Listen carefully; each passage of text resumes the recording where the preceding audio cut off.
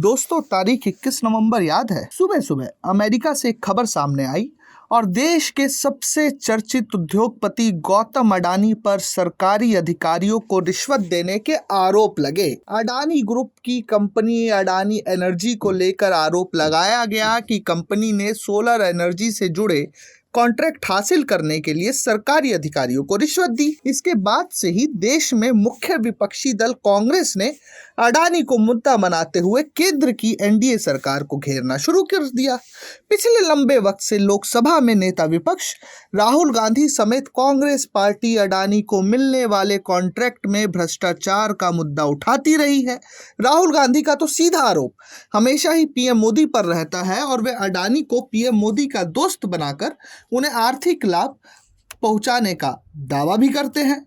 25 नवंबर को जब संसद का शीतकालीन सत्र शुरू हुआ तो उस दौरान भी राहुल गांधी समेत पूरी कांग्रेस ने अडानी का मुद्दा उठाना शुरू कर दिया। इसका नतीजा ये रहा कि सोमवार से लेकर गुरुवार को या गुरुवार तक कह लीजिए संसद नहीं चल सकी। गुरुवार को भी विपक्षी दलों के सांसदों ने एक तरफा जहां अडानी का मुद्दा उठाया तो वहीं संभल में हुई हिंसा को लेकर सवाल उठाए। नतीजा ये हुआ कि गुरुवार को भी संसद ठपी रही।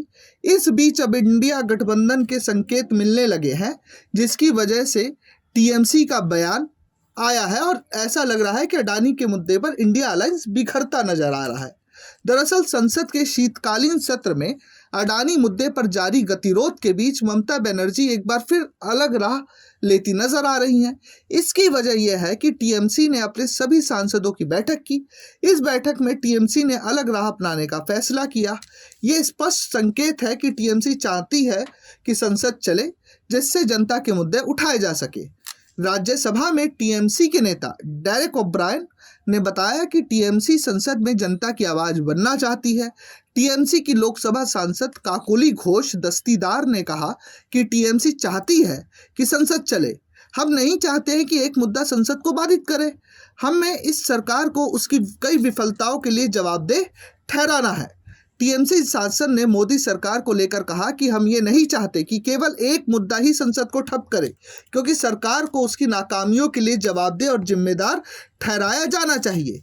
ध्यान देने वाली बात यह भी है कि महाराष्ट्र और झारखंड विधानसभा चुनाव के बाद कांग्रेस पर पहला हमला टीएमसी ने ही बोला है। इससे पहले हरियाणा में कांग्रेस की हार पर भी इंडिया गठबंधन की प्रमुख घटक दल टीएमसी ने कांग्रेस को घेरा था। महाराष्ट्र विधानसभा चुनाव में कांग्रेस की हार के बाद से पार्टी बैकफुट पर है। भले ही झारखंड में गठबंधन की जीत हुई, लेकिन दबे मुंह इंडिया गठबंधन के नेता बयानबाजी करते रहे हैं। विधानसभा चुनाव में कांग्रेस नेता राहुल गांधी ने धारावी और अडानी का मुद्दा उठाया था, लेकिन नतीजों ने यह संकेत दे दिया कि राहुल का ये दांव नहीं चला।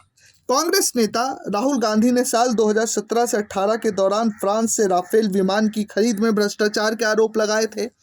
राहुल ने लोकसभा चुनाव 2019 का पूरा कैंपेन राफेल के कथित भ्रष्टाचार पर केंद्रित किया और चौकीदार चोर है कैंपेन चलाया, लेकिन इसका पार्टी को कोई अधिक फायदा नहीं हुआ। इसके बाद पार्टी में अनेक सीनियर नेताओं ने भी राफेल के मुद्दे को लेकर खुद को दूर रखा। इससे राहुल गांधी नाराज भी हुए थे। राफेल की तरह ही पिछले लगभग 2.5 साल से कांग्रेस नेता राहुल गांधी गौतम अडानी का मुद्दा उठा रहे हैं। उनका आरोप है कि देश के अहम इंफ्रास्ट्रक्चर और टेक्नोलॉजी के कॉन्ट्रैक्ट एक साजिश के तहत अडानी को देकर उन्हें लाभ पहुंचाया जा रहा है। हालांकि जब राजस्थान और छत्तीसगढ़ में कांग्रेस की सरकार थी तो उस दौरान अशोक गहलोत और भूपेश बघेल की सरकार ने अडानी को मोटे कॉन्ट्रैक्ट दिए थे। तमिलनाडु से लेकर तेलंगाना और पश्चिम बंगाल से लेकर महाराष्ट्र तक कई ऐसे राज्य हैं जहां अडानी को उस वक्त कॉन्ट्रैक्ट मिले थे जब वहां विपक्षी दलों की सरकार थी। इसी तर्क से बीजेपी राहुल पर हमलावर रहती है, लेकिन इस मुद्दे पर राहुल को संभवतः अपने सहयोगी दलों का कुछ खास समर्थन नहीं मिल रहा। Bureau report, प्रजाहित।